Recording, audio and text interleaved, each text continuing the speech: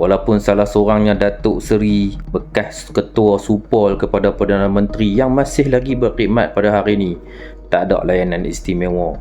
Tetap kena pakai baju oren dan bergari. Inilah beza Madani dengan kerajaan yang sebelum ni. Satu bukti pencapaian yang sangat besar untuk menjadi contoh kepada kerajaan-kerajaan yang akan datang. Kita tinggal cerita pasal benda ni sebab panjang lagi dia punya perjalanan. Kita cerita pasal apa manfaat yang dapat kepada rakyat pada hari ni, terutamanya golongan pekerja. Orang yang bekerja formal balik kampung ditakdirkan aksiden. Kalau dulu memang nasib hang lah bang.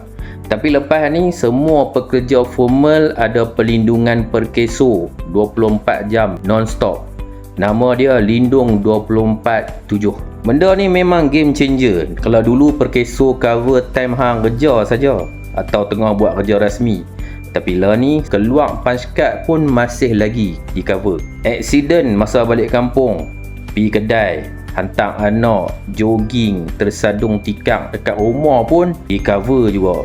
Kenapa buat skim ni? Sebab selama ni ramai gila yang terpaksa gigit jari. Daripada tahun 2018 sampai Ogos 2025, 26,000 lebih kes kena tolak sebab kemalangan tu dianggap bukan kemalangan kerja. Jadi Lindung 24/7 ni hadir sebab kerajaan ni nak tutup jurang tu. Perlindungan sosial tak mati bila jam 5 petang. Malaysia nak naik standard keselamatan sosial.